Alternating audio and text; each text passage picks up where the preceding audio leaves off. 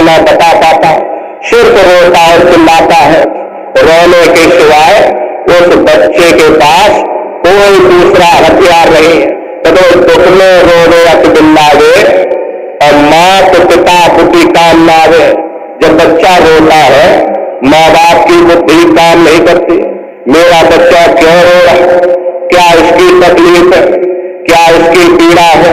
पेट में दर्द होता है, सिर दर्द की दवा दे दी जाती है, और सिर में दर्द होता पेट दर्द की दवा दे दी जाती है। तब बाल कला के दुख में बीता और भई किशोर खेल मत लीता। ऐसे ही बाल बाल रोते और चिल्लाते गुजरता चला जाता और बच्चा किशोरावस्था में पहुंच जाता। प्रेमी भाई बहनों, हाथ पैर से वो बच्चा चलने फिरने दौड़ने और भागने लग जाता, अपने सुख और दुख को बयान करने लग जाता। वह बच्चा अपने साथियों के साथ खेलना चाहता है। मार पीट पे तो मात घनेरी, गौरी दुख की भारी ढोली।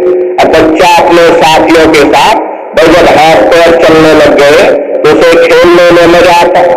बच्चा अपने साथियों के साथ खेलने जाता है तो घर में माँ बाप मारते, स्कूल में मास्टर और अध्यापक मारते, ऐसे ही कुत्ते पटाते ये समय भी गुजरता चला जाता।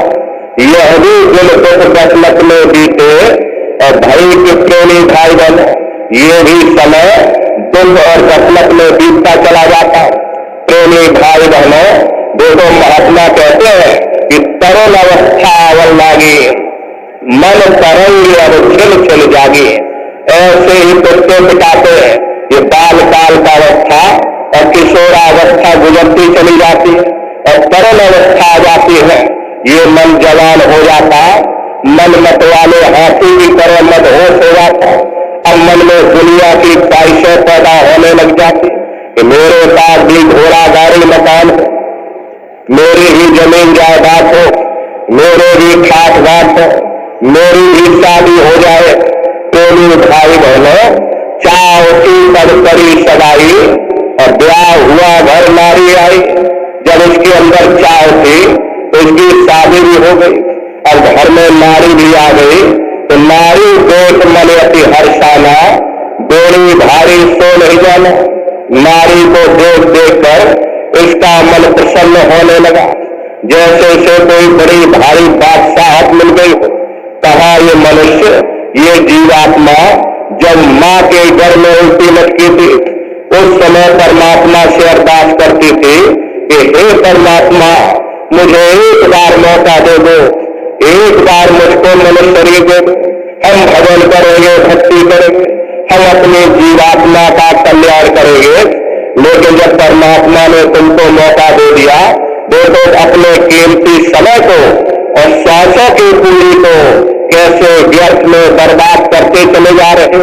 प्रेमी भाई बहनों, महात्मा कहते हैं नारी देख मन अति हर्षाना और बेड़ी भारी सो नहीं जाना। अब नारी को देख देख कर इसका मन प्रसन्न होने लगा। भक्ति चली लगन पितु माता और नारी पुत्र सन मन अतिराता। प्रेमी भाई बहनों, जब इसकी शादी नहीं हुई थी तो इस मनुष्य का पूरा प्रेम अपने माँ बाप के साथ था। लेकिन जब शादी हो गई तो माँ बाप के हिस्से का आधा प्रेम इसने अपनी देवी को दे दिया और कुछ समय बाद जब बच्चे बच्चे हो गए तो माँ बाप के हिस्से का बचा हुआ आधा प्रेम उसने अपने बच्चे को दे दिया। अब बेचारे माँ बाप जिन्होंने अपने लाल को अपने पलकों पर बैठा कर रखा, खुद भूखे रहे, मेहनत करके अपने बच्चे का पालन पोषण किया, देखो वही औलादें प्रेमी भाई बहनों अपने ही माँ बाप को भूल जाते, अपने ही माँ बाप को भूल करके घर में बंटवारा कर लेते। भाई हमको हमारी जमीन हमारा हिस्सा पाते दो, हम अपना अलग कमा खा लेंगे, तुम जानो तुम्हारा काम जानो। बहुत से प्रेमी भाई बहन यहाँ आते हैं, दुनिया भर की शिकायत करते। प्रेमी भाई बहनों कि हमको हमारे बच्चों ने निकाल दिया, हम कहाँ जाए क्या करें। हम प्रेमी भाई बहनों, आप इस बात का ध्यान रखिएगा, जो अपने माँ बाप को सताता उसका लोक और परलोक भविष्य में कभी बन ही नहीं सकता। वो इंसान कभी सुखी हो ही नहीं सकता। देखो कैसे ये मनुष्य अपना समय गुजारता चला जाता है। प्रेमी भाई बहनों, महात्मा कहते हैं स्वान समान करे गति अपनी और धन का सुमरन धन की गति। अब शादी हो गई और दुनिया का खर्चा बढ़ गया और घर में औरत को भी कपड़े चाहिए, बच्चों को भी पढ़ाई लिखाई का खर्चा और दुनिया भर की चिंताएं मन में समाने लगी। ग्रह कारज अब लिप्त सतावे पुण्य जाति बहुत भर मांगे। धीरे धीरे घर के कार्य सताने लगे, घर की चिंताएं सताने लगे कि कैसे भी पालन पोषण किया जाए, क्या किया जाए, कहीं नौकरी की जाए, कहीं खेती बाड़ी की जाए। अपने भाई बहनों, भक्ति चंद्रमा सूरज ज्ञाना और छिप गए दोनों घोर समाना। इस घोर अंधकार में अब न ज्ञान का सूरज दिखाई देता, न भक्ति का चंद्रमा दिखाई देता।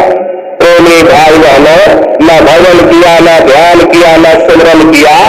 जैसे कुत्ता बिल्ली अपना पेट भर के चले जाते, ऐसे ये मनुष्य अपने कीमती समय को और श्वासों की पूंजी को मोह माया के संसार में व्यर्थ गवाता चला जाता है। और प्रेमी भाई बहनों, धीरे धीरे जमाने की अवस्था भी समाप्त होती चली जाती। बुद्धिहीन बलहीन हो और वर्षा तल से हो मैल नीर मुख नाश का और बहन लगे जो सोच। प्रेमी भाई बहनों, बुढ़ापे की अवस्था आ जाती है, धीरे धीरे बुढ़ापा भी आ जाता है। और बुढ़ापा जब आ जाता तो वही नाती पोता पलती चलती अब उसकी बात नहीं सुनते, अब उसको बातों को नहीं सुनते तो मन में खटकती है। देखो हमने अपनी पूरी उम्र अपने बच्चों के लिए, अपने नाती पोता पलती चलती के लिए गुजार दिया, आज वही हमारे बात नहीं सुन रहे। उस समय पर पछतावा होता है, उस समय पर दिल दुखी होता है। अब क्या करें, न भजन किया जा सकता है, न ध्यान किया जा सकता और न सिमरन किया जा सकता। लोक गया पर लोक गवाया, लोक और परलोक। अगर भजन ध्यान सिमरन करते लोक भी बन जाता, परलोक भी बन जाता। अरे महात्मा ये नहीं कहते कि तुम गृहस्थ आश्रम में मत रहो। अरे महात्मा तो कहते हैं कि हमेशा गृहस्थ आश्रम में रहना, मेहनत और ईमानदारी से काम करना। प्रेमी भाई बहनों, समय निकाल करके तुम भजन ध्यान सिमरन अपनी जीवात्मा का कल्याण करते। अरे महात्माओं ने कभी नहीं कहा कि तुम जंगलों में चले जाओ, तुम पहाड़ों में चले जाओ या तुम साधु बन जाओ। प्रेमी भाई बहनों, महात्माओं ने हमेशा यही शिक्षा दी, अपने बाल बच्चों के साथ रहो, अपने मेहनत ईमानदारी से काम करो, अपने घर गृहस्थी में रहो और रह करके अपनी जीवात्मा का कल्याण करो। संसार में रहो लेकिन संसार में फंसो मत। अगर संसार में फंस जाओगे तो लोक और परलोक दोनों चला जाएगा। जैसे एक मक्खी होती है, कटोरे में यदि शहद भरा हो, मक्खी आती है और शहद के किनारे बैठ करके और अपने शहद का रस भी ले लेती और सूखे पंख के साथ उड़ भी जाती। यदि वही मक्खी शहद के अंदर बैठ जाए तो उसके पंख शहद से भर जाएंगे और तड़प तड़प कर जान भी दे देंगे। ऐसे ही प्रेमी भाई बहनों, आपको दुनिया में रहना है, गृहस्थ आश्रम में रहना है, संसार में रहना है, संसार के नियमों का पालन करना है, लेकिन संसार में फंसना नहीं है। संसार में रहते हुए अपने जीवात्मा का कल्याण, जो वादा तुमने मालिक से किया था उस वादे को पूरा करना। लेकिन ऐसा माया का संसार है, आप अपने वादे को ही भूल जाते। सारी उम्र मोह माया के संसार में अपने श्वासों की पूंजी को व्यर्थ के झगड़े झगड़े में गवा देते। हर प्रेमी भाई बहनों, जहां जाओगे फिर बाल बच्चे होंगे और जिस योनि में जाओगे वहां भी बाल बच्चे। कहां कहां तक तुम मोह माया में फैलोगे। इसलिए अब की बार तुमको मालिक ने ये सुनहरा मौका दिया, लेकिन आप इस मौके का लाभ नहीं उठा पाते। देखो अपने समय को, कीमती वक्त को आप बर्बाद करते चले जा रहे और ये बुढ़ापे का समय आ गया, अब वृद्ध अवस्था आ गई, अब ना भजन हो सकता ना ध्यान हो सकता। अब जिसे अपनी सुध नहीं, वो भजन ध्यान क्या करेगा, वो परमात्मा को याद क्या करेगा। हर मालिक की याद जवानी की अवस्था में, भजन तो जवानी में ही होता, जिसने भी किया जवानी में किया। विशेष दयाकृता हो गई तो बुढ़ापे पर भी भजन हो जाता है। लेकिन प्रेमी भाई बहनों, जितना पहले से लग जाओगे उतना ही अच्छा रहता है।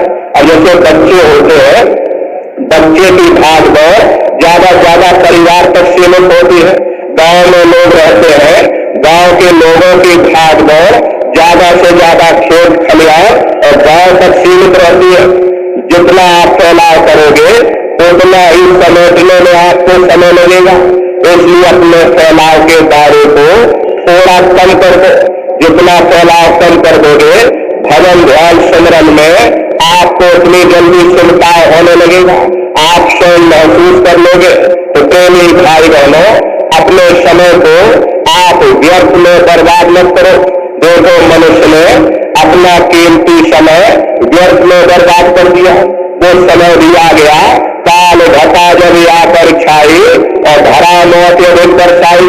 काया हो गई उनकी भाई, मौत का समय आ जाता है, यमदूत आते हैं कि चलो भाई तुम्हारा समय पूरा हो गया, इस राजमहल से तुम बाहर निकलो, तुम अपने जीवात्मा के कल्याण के लिए ही तुमको मनुष्य शरीर दिया गया था, लेकिन तुमने मनुष्य शरीर में बैठ करके अपनी जीवात्मा का कल्याण नहीं किया, तुम्हारा कार्यकाल पूरा हो गया, चलो जल्दी से महल को खाली करो।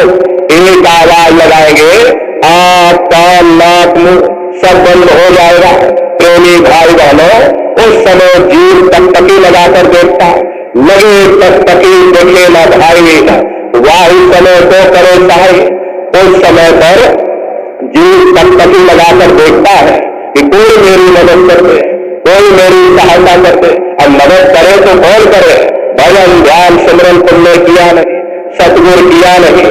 हर प्रेमी भाई बहनों, तो मदद कौन करेगा।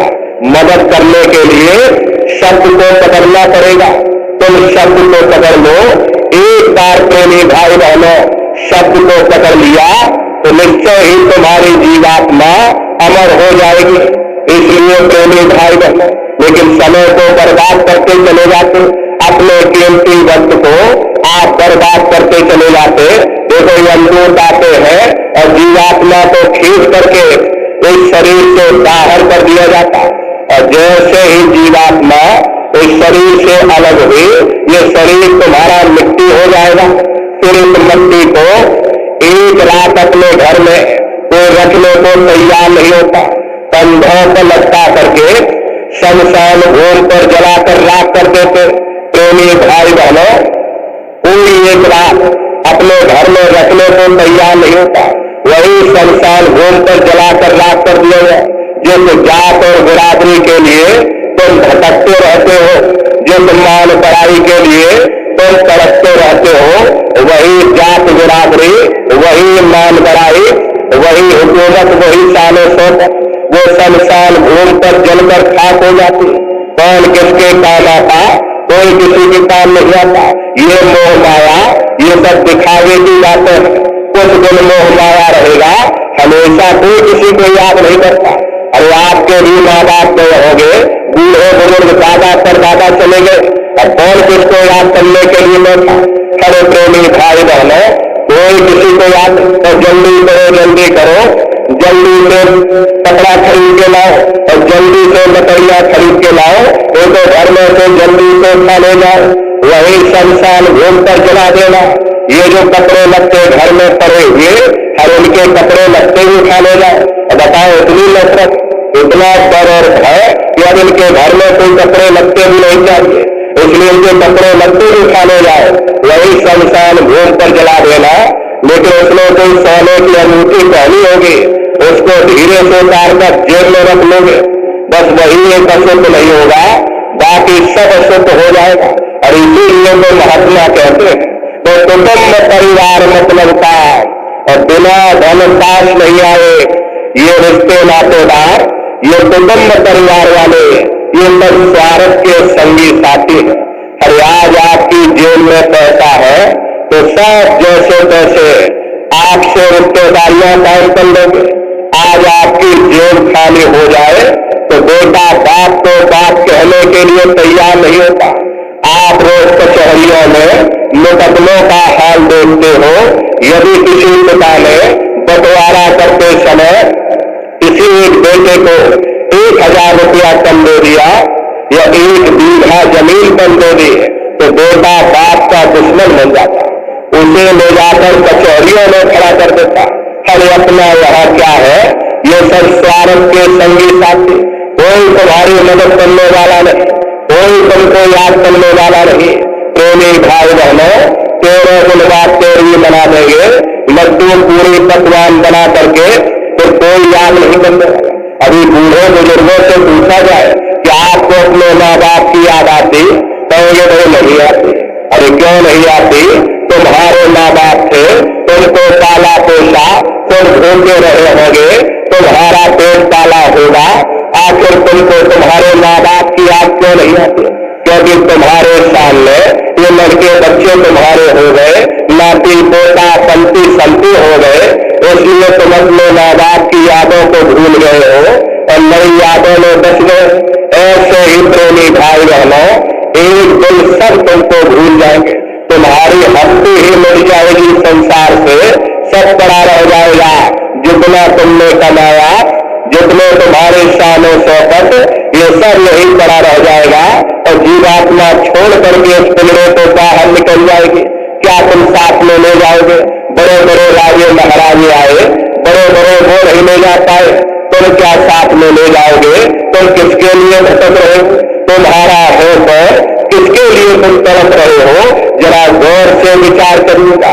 हर यमदूत आते हैं, जीवात्मा को खींच करके ऊपर ले जा करके धर्मराज के दरबार में पहुंचा देते और धर्मराज की कचहरी में तुम्हारे हिसाब किताब का लेखा जोखा रजिस्टर बही खाता खुल जाएगा, वहां तुम्हारा हिसाब किताब हो जाएगा। धर्मराज तुमको सजा सुना देंगे, ले जाओ उनको फलाने नर्क में डाल दो, क्योंकि मैंने उनको मौका दिया था। जब ये माँ के घर में उनको लगे थे, उस समय परमात्मा से अरदास करते थे, हे परमात्मा मुझे मौका दे दो। जब मैंने उनको मौका दे दिया तो उन्होंने अपने कीमती समय को और श्वासों की पूंजी को व्यर्थ में बर्बाद कर दिया। इसलिए ले जाओ, अब उनको उनके कर्मों का दंड मिलेगा, ले जाओ उनको फलाने नर्क में डाल दो। अरे महात्मा कभी झूठ नहीं बोलते। महात्माओं ने जब साधना किया और साधना करके जब ऊपर गए, ऊपर जाकर के जब उन्होंने नर्कों का हाल देखा तो हमारी आपकी जानकारी के लिए उन्होंने उन किताबों में लिख दिया, लोह के खंड तपक के माही, और जहां जीव को ले लिपटाए वहां लोहे के खंडे अग्नि से धड़क धड़क कर लाल हो रहे। ऐसे छोटे जीवों को उन खंडों में चिपटाया जाता है। जीव हाय हाय करके तड़पता है, तड़प तड़प जीव जलन बुखारी और तपक खंड मुझे बड़े भारी असहनी वेदना होती है, असहनी दुख दर्द होता है, जीव रोता और चिल्लाता रहता। वहां कोई तुम्हारी पुकार सुनने वाला नहीं, कोई तुम्हारी दर्द भरी आवाज को सुनने वाला नहीं। ये दुर्दशा क्यों हो गई? क्योंकि हम लोग मनमुखी हो गए, मन के कहे पर चलने लगे, मन के कहे पर चल करके अच्छे बुरे कर्म करने लगे। कर्मों का जखीरा अंबार के अंबार हमने अपने सिर पर लाद लिए, आज भी कर्मों का भोग पा रहे। अरे महात्मा कहते हैं नर के अनेक और है, कहलग कहो बखान, और दुख भोगते यह जीव जो जाने जो भोग समान। कदरे एक नर्क नहीं, ऐसे अनेकों अनेक नर्क वहां बने, अलग अलग छोटे पाप कर्मों के वहां पर अलग अलग नर्क बने हुए। ये जीव अपने अपने कर्म के अनुसार अनंत अनंत युगों तक, वर्षों की बात नहीं कर रहे, अनंत अनंत युगों तक जीव नरकों की यातनाएं भोगता रहता है। और नरकों की यातनाएं भोगने के बाद इसी जीवात्मा को सीधे मनुष्य शरीर नहीं मिलता, बल्कि तो 4 खान 84 लाख योनियों में डाला जाता। ये 4 खान 84 लाख योनियां ये कोई मामूली योनियां नहीं होती। 4 खान का मतलब अंडज पिंडज पुनज स्थावर। ये 4 खानों में पहली श्रेणी पेड़ पौधों की आती है जिनके अंदर पानी का तत्व मौजूद होता है। कभी ये भी मनुष्य हुआ करते थे, लेकिन आज अपने कर्मों का भोग पा रहे एक जगह पर बेचारे खड़े हुए। दूसरी श्रेणी कीड़े मकोड़ों की आती जिनके अंदर पृथ्वी और अग्नि का तत्व मौजूद होता। तीसरी श्रेणी परिंदों की आती, चौथी चौपाए जानवरों की आती है और पांचवी सब इंसान की आती जिसके अंदर 5 तत्व जल पृथ्वी अग्नि वायु आकाश 5 तत्व मौजूद होते हैं। प्रेमी भाई बहनों, इनकी अलग अलग कुल 84 लाख योनियां होती हैं। हम दुनिया के जीव अनंत युगों से इन्हीं 84 लाख योनियों में भटक रहे। अब आप पेड़ पौधों को ही देखो, नीम का पेड़ अलग है, आम का पेड़ अलग है। ऐसे ही अलग अलग प्रजातियों के कीड़े मकोड़े, अलग अलग प्रजातियों के पशु पंछी, कुल मिलाकर 84 लाख योनियां। प्रेमी भाई बहनों, हम लोग अपने अपने कर्म के अनुसार नरकों की यातनाएं भोगने के बाद में इन्हीं 84 लाख योनियों में भटका खाते। मामूली कष्ट नहीं होता, असहनीय वेदना होती है। अरे बेचारे जानवरों को देखो, आप उनकी पीड़ा को समझो। सर्दी लगती, गर्मी लगती, और हमको आपको सर्दी लगने लगी, हम लोगों ने कम्बल ओढ़ लिया रजाई में, बीमार हो गए, दौड़ के अस्पताल चले गए, दवाई ले ली। लेकिन बेचारे जानवरों को देखो, कौन उनकी पुकार सुनने वाला? एक एक रोटी के निवाले के लिए बेचारे दर्द ठोकरें खा रहे। किसी का हाथ कट गया, किसी का पैर कट गया, पैरों में कीड़े पड़ गए, शराब आ गई, लेकिन अपने कष्ट को भोगते रहते हैं, कष्ट को सहते रहते हैं। कौन उनकी पुकार सुनने वाला? कौन उनकी दर्द भरी आवाज को सुनने वाला? कौन सी अदालत में जाकर के वे बेचारे दरवाजा खटखटाए? कौन मजिस्ट्रेट उनकी फरियाद को सुनेगा? प्रेमी भाई बहनों, कोई सुनने वाला नहीं। प्रेमी भाई बहनों, हम दुनिया के जीव नरकों की यातनाएं भोगने के बाद में इन्हीं 84 लाख योनियों में भटका खाते। 84 लाख योनियों की सबसे जो आखिरी योनि होती है वो गाय और बैल की योनि होती। गाय स्त्री का रूप लेती और बैल पुरुष का रूप लेते। ये 84 लाख योनियों की सबसे आखिरी योनि। उसके बाद तब जाकर के हम लोगों को दोबारा ये मनुष्य शरीर फिर से प्राप्त होता।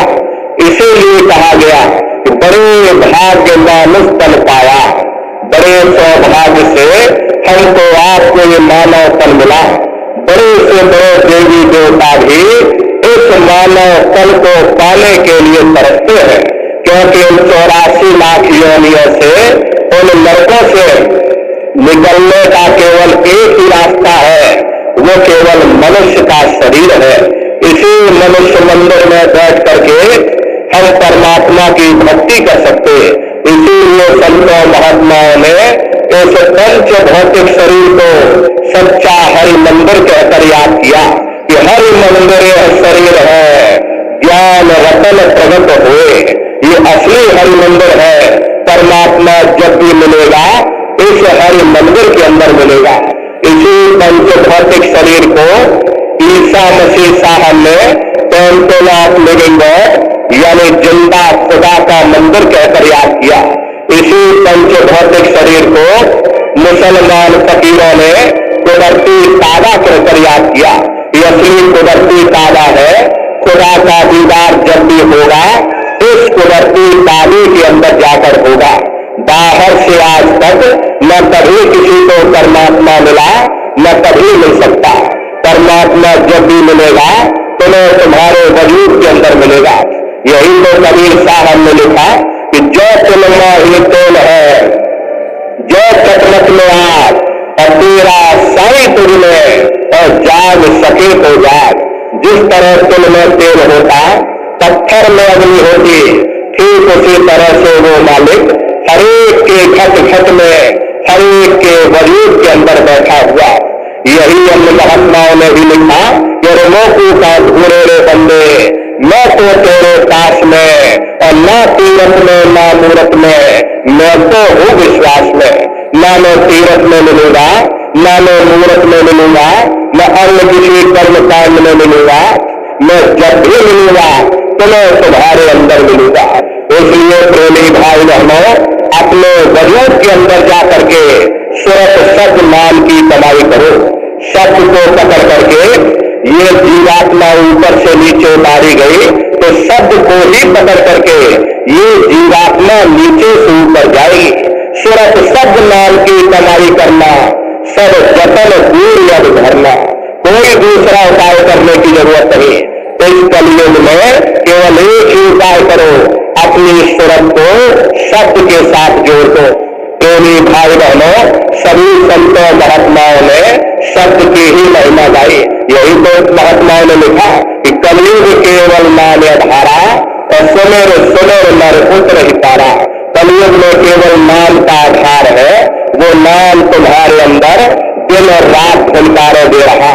तो प्रेमी भाई बहनों, कैसे आप लोग सूरत शब्द नाम की कमाई करोगे? इसके लिए महात्माओं ने 3 क्रियाएं बताई। साधन 3 सारे वर्णे, और साधन सब खोटे मान। इस कलयुग में उस मालिक को प्राप्त करने के लिए संतों महात्माओं ने केवल 3 साधन बताए हैं।